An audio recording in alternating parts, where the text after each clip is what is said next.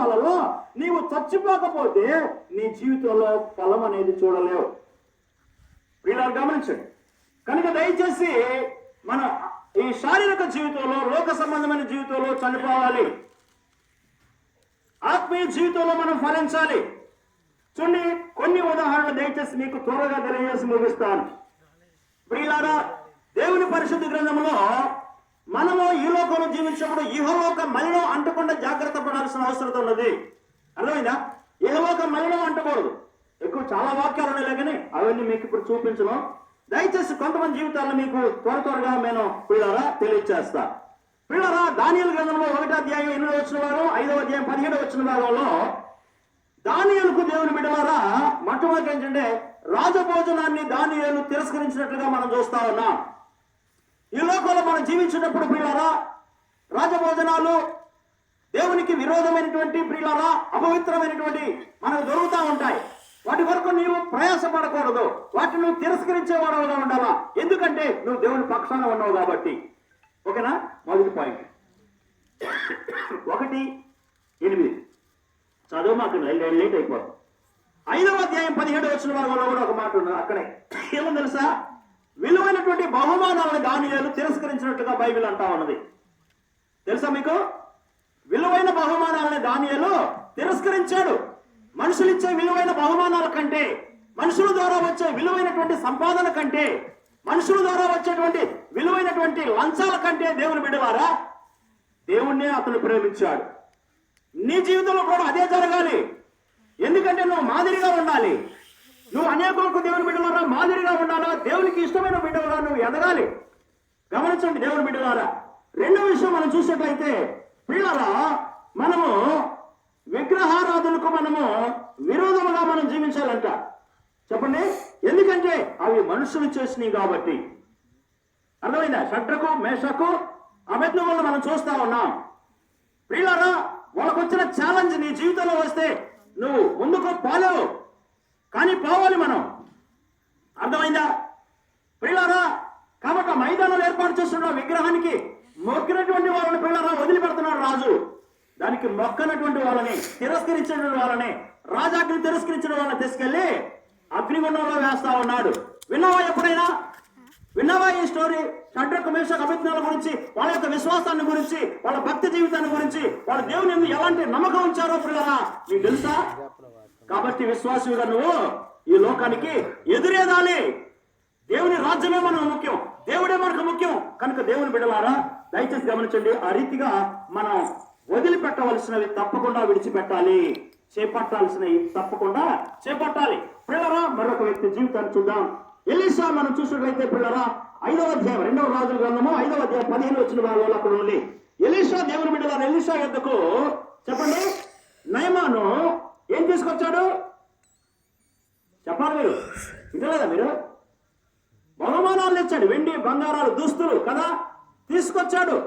ఆయనకి ఇవ్వబోయాడు. నాకు అవసరం లేదు నీ బహుమానాలు అన్నాడు. అర్థమైందా? నాకు అవసరం లేదు అన్నాడు. కానీ తనకున్నటువంటి ఒక శిష్యుడు ఏం చేశాడంట? గేహాజీ ఏం చేశాడు?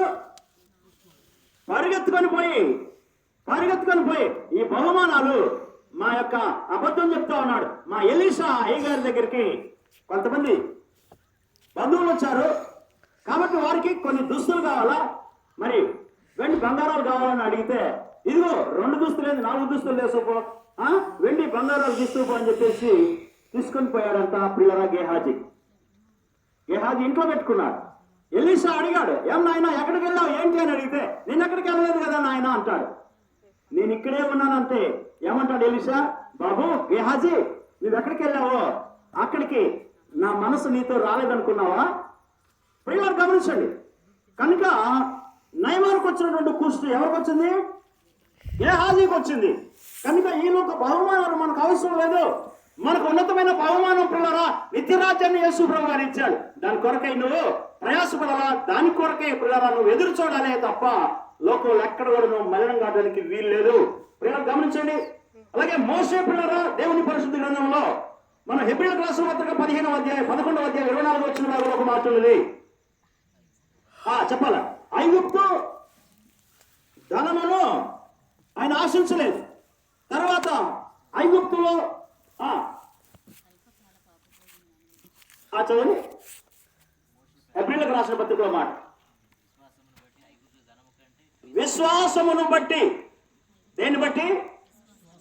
దేవునిలో నీకున్న విశ్వాసాన్ని బట్టి నువ్వు కష్టాలను ఎదిరించాలా ప్రియులారా. అవసరమైతే సమాజాన్ని ఎదిరించాలా, అవసరమైతే దేవుని బిడ్డలను ఉన్నాయన్నీ పోగొట్టుకోవాలా, ఆ పదవులను వదులుకోవాలా ప్రియులారా. మరి రాజా భోజనాలను వదిలిపెట్టుకోవాలా. ఇక్కడ మోషే ఇస్తున్న స్టేట్మెంట్ ఏంటి తెలుసా? విశ్వాసాన్ని బట్టి మోషే ఐగుప్తు సుఖ భోగములను లేదా ఐగుప్తు ధనాన్ని, ఐగుప్తు ధనము కంటే క్రీస్తు విషయమైన నింద గొప్పదని ఎంచుకొని అల్పకాల పాప భోగములను అనుభవించడము కంటే దేవుని ప్రజలతో శ్రమను అనుభవించుట. చెప్పండి చెప్పండి, ఏం అనుభవించడానికి? ప్రజలతో శ్రమ అనుభవించడానికి ఇష్టపడ్డాడు. ఐగుప్తు ధనాన్ని, సుఖాలని, సంతోషాలను అనుభవించడం కంటే. లేదా మీ ముందు సేవకులు అలా మాకు లేదా ప్రియులారా? మేము సంపాదించుకోవడానికి, సుఖించడానికి ప్రియులారా చాలా అవకాశాలు ఉన్నాయి. అయినా సరే ప్రజల్లో మార్పు తేవాలన్నదే ఆశ. ప్రియులారా దయచేసి గమనించండి. కనుక ఆ రీతిగా మరి యోసేపు ప్రియులారా, ఇంకా ఇంకొక మాట చూద్దాం. పౌలు గారు ప్రియులారా ఫిలిప్పీలకు రాసిన పత్రికలో 3వ అధ్యాయం 7వ వచనం 11వ వచనం భాగాలు చూద్దాం. చివరి మాటలు మనం చూడండి, గమనించండి. పౌలు ఫిలిప్పీలకు రాసిన పత్రిక 3వ అధ్యాయము 7వ వచనము ఏమంటున్నాడు? పౌలు దేవుని యొక్క పరిచర్యకు వచ్చిన తర్వాత ప్రియులారా నిజమే, సేవలోకి వచ్చినాక విశ్వాసంగా ఉన్న తర్వాత చాలా చాలా ప్రియులారా లాభాలుగా కనపడతాయి మనకి. అర్థమైందమ్మా? చాలా మేలులు కనపడతాయి, చాలా లాభాలు అనిపిస్తాయి. కానీ ప్రియులారా పౌలు గారు చేస్తున్న స్టేట్మెంట్ ఏంటంటే, నాకు ఏమేమి లాభకరములై ఉన్నాయో చెప్పాలి మీరు, వాటిని క్రీస్తు నిమిత్తమై నష్టముగా ఎంచుకున్నాను. దేవుని కొరకై లోకములో ఉన్నటువంటి లాభాలని మనం నష్టంగా ఎంచుకోవాలా. అర్థమైందా? దేవుని కొరకై మనకున్నటువంటి ప్రయోజనాలు, మనకున్న మేలులు, మనకి ఎవరైనా ఏమైనా పిల్లలు చేస్తున్న సందర్భంలో వాటిని మనం నష్టంగా ఎంచుకొని ప్రభు కొరకై పిల్లలు ముందుకు సాగాలి. అలాగే దేవుని మీద 11వ వచనంలో అంటారు చూడండి, తనకున్న ఆస్తిని వెంటగా ఎంచుకున్నాడంట. కానీ అర్థమైందా? మనం కొంచెం పైకి ఎదిగాం అనుకోండి, మన స్టేజ్, మన లెక్కలన్నీ మారిపోతాయి. కొంచెం ఇంట్లో అన్నీ ఉన్నాయి అనుకోండి, కూరలు, టీవీలు, ఫ్రిడ్జ్లు అన్నీ ఉన్నాయి అనుకోండి, ఇక మనం ఎండాకాలం గుళ్ళు మూసేలేం. ఫ్యాన్ ఆగిపోయింది అనుకోండి, అప్ప అంటుంటాం. ఫ్యాన్ లేదనుకోండి కూర్చోలేము కదా. దేవుని పిల్లరా చాలా జాగ్రత్తగా మనం గమనించాలి. సరే, చివరి మాటలు దయచేసి మీకు తెలియజేసి ముగిస్తా. పిల్లరా ఆదికాండము 39వ అధ్యాయము 6 నుండి 12 వచనాల్లో ఒక చక్కటి మాటలు ఉన్నాయి. యోసేపు విషయమై పిల్లరా మనం మాట్లాడుతున్నాం, ముగించుకున్నాం. యోసేపు పిల్లరా దేవుని యందు భయము భక్తి కలిగిన వాడుగా ఉన్నాడు. దేవుని వైపు చూస్తూ తన యొక్క ఆత్మీయ జీవితాన్ని, తన ప్రయాణాన్ని కొనసాగిస్తా ఉన్నాడు. పిల్లరా ఆ క్రమంలో చాలా కష్టాలు వచ్చినాయి. దేవుని నమ్ముకున్న తర్వాత చెప్పండి, కష్టాలు వస్తే ఏం లాభం? లాభాలు రావాలి కదా. ఒక ఆమంటది, మా గేదెలు పోయినాయి కదా, వస్తే మేము దేవుని నమ్ముకుంటాం. గేదెలు పోయినాయి అంట, గేదెలు వస్తే దేవుని నమ్ముకుంటా. రాకపోతే గేదెల కోసం దేవుని నమ్ముకుంటావా? చెప్పండి. లేదా గర్భఫలం కోసం దేవుని నమ్ముకుంటావా? లేకపోతే ఉద్యోగం కోసం దేవుని నమ్ముకుంటావా?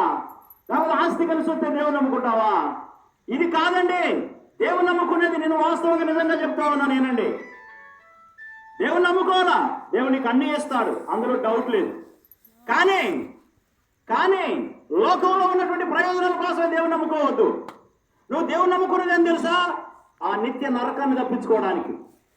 అర్థమైందా? నరకాన్ని తప్పించుకోవడానికి, పరలోకంలో శాశ్వత కాలం ఉండడానికి నువ్వు దేవుని నమ్ముకోవాలి. ఇక్కడ యోసేపు దేవుని బిడ్డలారా దేవుని నమ్ముకున్నాడు. నమ్ముకున్న దగ్గర నుంచి అన్నదమ్ములు చూసి శోధన. అన్నదమ్ములే ప్రియులారా ఆయన మీద పితరులు చెప్పేవారు. అన్నదమ్ములు ప్రియులారా ఆయన మీద ద్వేషం పెంచుకున్నారు, పగ పెంచుకున్నారు. ఎప్పుడు వీడు ఒంటరిగా దొరుకుతాడో చంపేద్దామని చేసి కొడదామని చెప్పేసి ప్రయత్నాలు చేశారు. ప్రియులారా ఒంటరిగా దొరికిన సమయంలో కూడా ఏం చేశారు? ప్రియులారా యోసేపుని ఏం చేశారు? బావిలో పడేశారు. పిల్లరా చంపేద్దాం అనుకున్నారు. చివరికి పిల్లరా మరి బెన్యామీను అలాంటి కొంచెం పెద్దల దయ వల్ల వదిలే వీడిని చంపితే మనకేమో వస్తుంది, వీడిని ఇస్మాయిల్ కమ్మేద్దాం అని చెప్పేసి ఆ దాంట్లో ఇస్మాయిల్ వస్తుంటే వాళ్ళు కమ్మేశారు. పిల్లరా అమ్మిన తర్వాత అన్న సొంత అన్నదమ్ములే అమ్మేశారు. పిల్ల దిక్కులేని వాడు అయిపోయాడు. చూడండి, అనాథగా పిల్లలు మిగిలిపోయాడు. చివరికి ఆ బానిస దేశంలో ఐగుప్తుకు పిల్లరా తన దేశంపై అక్కడ అమ్మేశారు. అక్కడ ఐగుప్తులో ఎన్నో బాధలు కష్టాలు అనుభవించాడు. పిల్లలు గమనించు. ఆ క్రమంలో ఎవరి ప్రాయంలో ఉన్న యోసేపుకి పిల్లరా కొన్ని శోధనలు ఎదురుగాక తప్పలేదు. ఈ లోకంలో నీకు కూడా కొన్ని శోధనలు ఎదురవుతాయి. నీకు కూడా కొన్ని పిల్లరా మనం చూసినటువంటి కొన్ని విషయాలు పిల్లరా ఎదురవుతూ ఉంటాయి. యోసేపుకి ఏమెదురైంది తెలుసా? యోసేపుకి ఏమెదురైంది? పిల్లరా చూడండి ఏమెదురైందంట చెప్పాలి మీరు. ఏ శోధన? ఎదురెదురైంది. రామ్మ రామ్మ రామ్మ అని ఏమైంది? వస్తున్నా వస్తున్నా వస్తున్నా వస్తున్నా అయినా ఏమ్రా ఎదురమ్మని ఆశ. చెప్పండి, ఉరుములు మెరుపులు ఏవొచ్చినా మీకు ఒక సంఘటన చెప్తాను. గొల్లగొడలో ఒకసారి ప్రార్థన పెట్టాను. ప్రార్థన పెడితే 9 అయింది. మా మామయ్య గారు కూడా ఉన్నారు అప్పుడు, యేసు గారు వచ్చి ప్రార్థన పెట్టినాం అక్కడ. ఇక ఇందాక వాతావరణం స్టార్ట్ అయిందిగా, గాలి దుమ్ము రావట్లేదు కానీ వర్షం వస్తుంది, లైట్ గా చినుకులు పడుతుంది, సగం జల్లు. కానీ ఉరువులు మెరుపులు మాత్రం ఎట్టవసరం తెలుసా? ఇవి నన్ను ఎత్తి మెరిసే పోతున్నాయి. అట్టొత్తనే అన్నమాట ఉరువులు మెరుపులు. మా మామగారు అంటారు కదా, అయ్యగారు మయ్యగా ఇక ఆపండి ఆపండి అయ్యగారు, ఇది చూడు అసలు ఎట్టొస్తున్నాయి ఉరువులు మెరుపులు.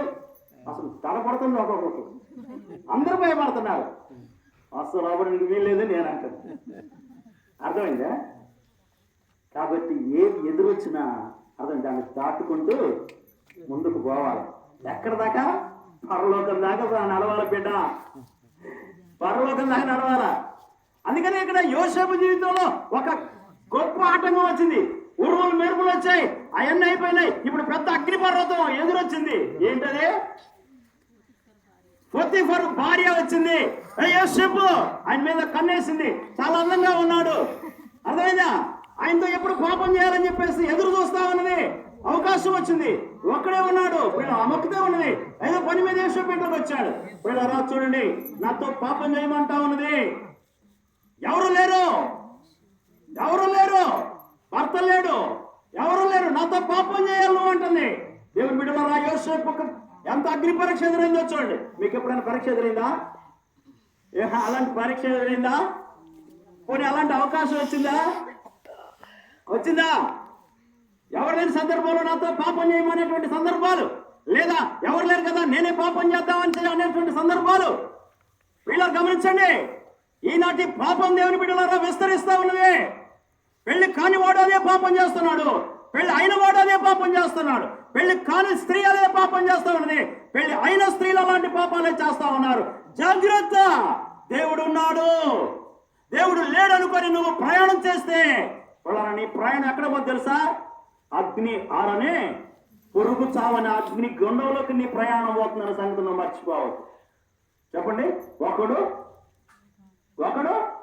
నిప్పులు తన ఒడిలో వేసుకున్న ఎడల వాని వస్త్రములు కాలకుండా ఉంటాయా? ఒకటి నిప్పులలో నడిస్తే వాని పాదములు కమలకుండా ఉంటాయా? ఓమో ఏంటి బాధ? తన పొరుగు వాని భార్యను కూడువానే గతి కూడా, పరిస్థితి కూడా నాశనానికి దారితీస్తాడు. So we must be very careful when we walk with the lord అన్నమాట. దేవునితో మనం నడిచేటప్పుడు దేవుని బిడ్డలారా పాఠాలు మనం నేర్చుకోవాలి, బైబిల్ మనం చదవాలా, దేవుడు నాకేం చెప్తున్నాడు, నేను ఎలా నడవాలా అనేటువంటి విషయాలు తప్పకుండా మనము తెలుసుకొని నడవాలా. తెలియకుండా ఇంతేలే భక్తి, పాట పట్టడమే, ప్రార్థన చేయటమే, బైబిల్ పట్టుకోవడమే, అలా అలా తిరిగి రావడమే కదా భక్తి అనుకుంటున్నావేమో. దేవుని బిడ్డలా దయచేసి యోసేపుకు తన జీవితంలో ఎదురైన సమస్యలకు ఎక్కడా తొలగలేదు, ఎక్కడా వెనకం చేయలేదు. అయ్యో నా సొంత వారే నన్ను ఇలా బాధ పెట్టారే, నన్ను దిక్కులేని వాడిగా అనాథగా నన్ను అమ్మేశారే. తెలుసా అసలు ఆ స్టోరీ మీరు చదివితే ఎంత బాగుంది తెలుసా? వీళ్ళని గమనించండి. కాబట్టి ఆ విధంగా దేవుని బిడ్డలారా ఆ శోధన, ఆ అగ్ని పరీక్ష ఎదురైనప్పుడు ఒకసారి చదువుకుందాం. ఏమన్నాడు? అప్పుడు ఆమె ఆయన వస్త్రము పట్టుకొని తనకు పాపము చేయమని చెప్పగా ఆ యోసేపు ఆమె వస్త్రాన్ని ఏంటి తన వస్త్రాన్ని ఆమె చేతిలో విడిచిపెట్టి తప్పించుకొని నీవు పాపము నుండి పారిపోవాలంట. ఇది కేవలం దేవుని బిడ్డలకే సాధ్యం, దేవుని నమ్ముకున్న వారికే సాధ్యం, దేవునితో నడవాలనుకునే వారికే సాధ్యం. దేవుని బిడ్డలారా, పాపము నిన్ను ఎక్కడ తీసుకుపోతే? నరకానికి తీసుకుపో. నిత్య నరకం, అగ్ని ఆరని పురుగు చావని మహావేదనకరమైన స్థలం. మహిళా గమనించు, అలాంటి వేదనకరమైన స్థలంలో నువ్వు ఉండాలనుకుంటే, అలాంటి దుఃఖకరమైన పిల్లరా నువ్వు చద్దామన్నా చావలేవు, నువ్వు అరుస్తా ఉంటావు. నీ మాంసం అంతా దేవుని బిడ్డలారా ముక్కలు ముక్కలుగా కాలి క్రింద పడిపోతా ఉంటది. మరలా పిల్లలు కొంత సమయం తర్వాత మాంసం మరలా అంటుకుంటుంది, మరలా కాలుతా ఉంటది, మరలా పిల్లలు పడిపోతా ఉంటది. నిత్య నరకము. సో దేవుని నమ్ముకున్నటువంటి యోసేపు చెబుతున్న మాటలో నీ జీవితంలో కూడా నువ్వు చెప్పినప్పుడు నువ్వు ధన్యుడవు. ఏమంటున్నాడు చెప్పమ్మా? అతడు తన వస్త్రమును ఆమె చేతిలో విడిచిపెట్టి తప్పించుకొని బయటకు పారిపోయాను. చదవాలి మీరు. ఆయన దేవునికి విరోధముగా పాపము చేసి నేను ఎట్లు ఇలాంటి దుష్కార్యము చేసేదను. చూసారా? దేవునికి విరోధముగా ఈ పాపం చేసి నేను ఎట్లా తప్పించుకుందును అనిత్య నరకం. దేవుని బిడ్డలు దయచేసి గమనించు. మా ప్రయాస యోసేపు అంటున్నాడు, కాబట్టి నేను ఎట్లు ఇంత ఘోరమైన దుష్కార్యమును చేసి దేవునికి విరోధముగా పాపము కట్టుకుందునని. ప్రియులారా దయచేసి గమనించు. అనగలవు ఆ మాట.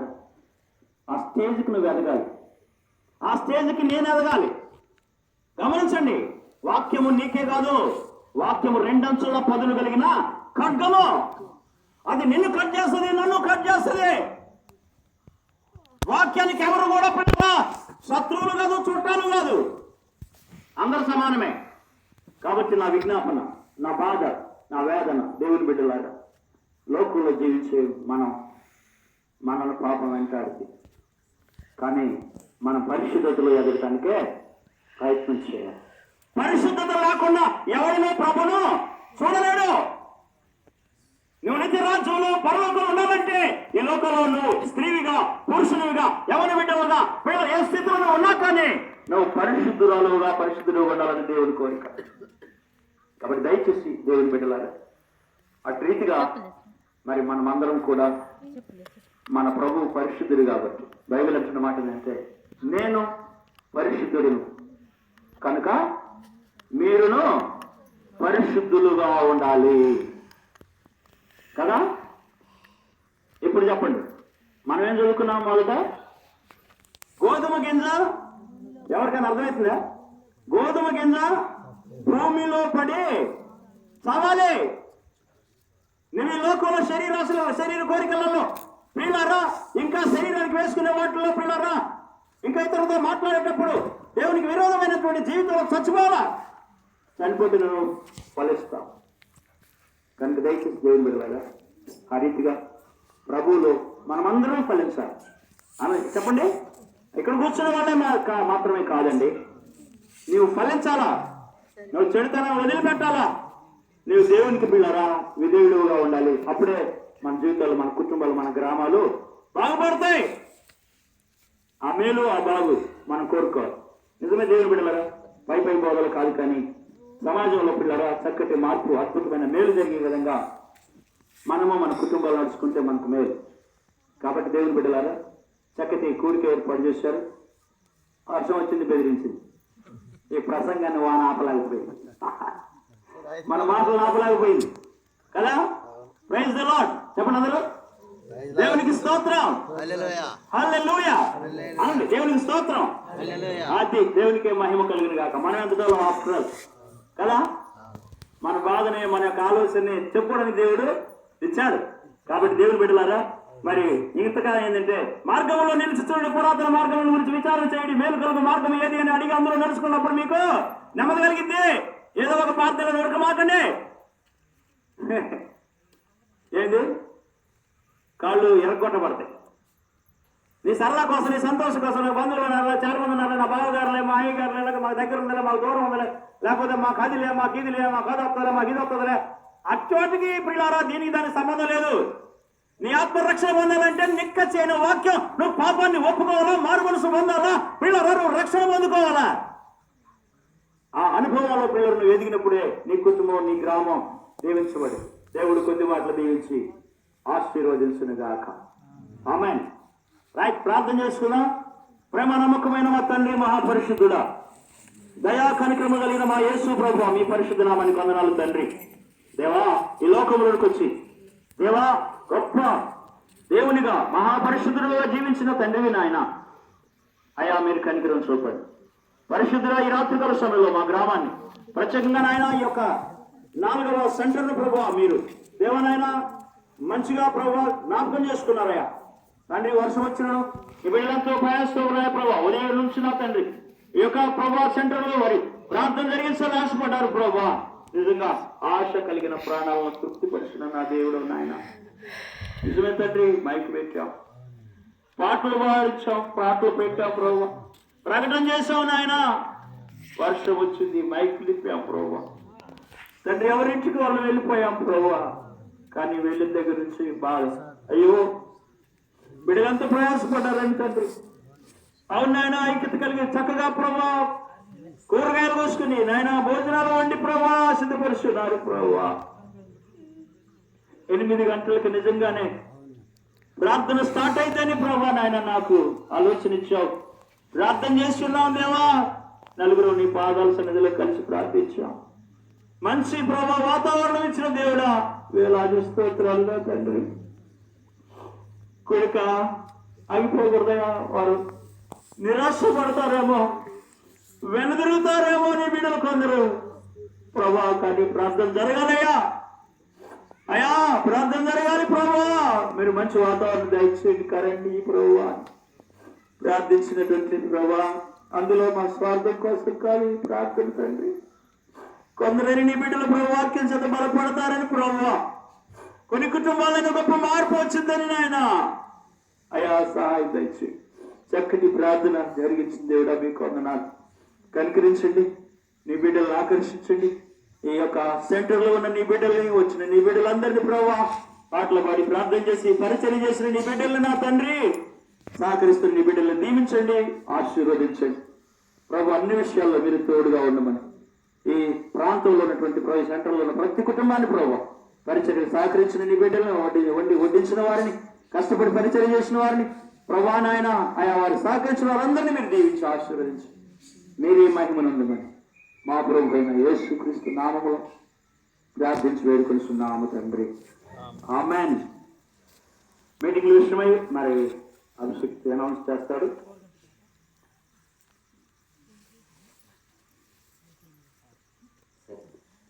రేపటి దినాన వత్సవాయి అనే గ్రామంలో అక్కడ ఉన్నటువంటి ప్రియుల సహోదరులు మార్కపుడి కృష్ణ అన్నగారు వారి గృహం ఏమంటారు గృహం కట్టుకోవడం అయింది. దానికి సందర్భంగా ప్రార్థన ఏర్పాటు చేసుకుని ఉన్నారు. కాబట్టి రేపు మన సంఘస్థులందరినీ, బంధువులందరినీ వారు ప్రేమతో ఆహ్వానించారు.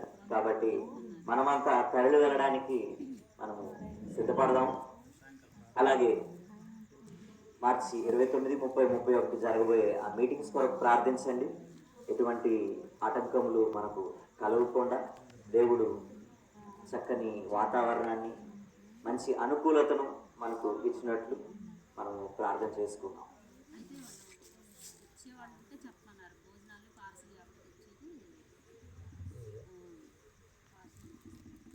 ఓకే, మొత్తం మీద అయితే ఇల్లు అయితే చూడాల్సింది, మన ఊర్లో కాదు కదా.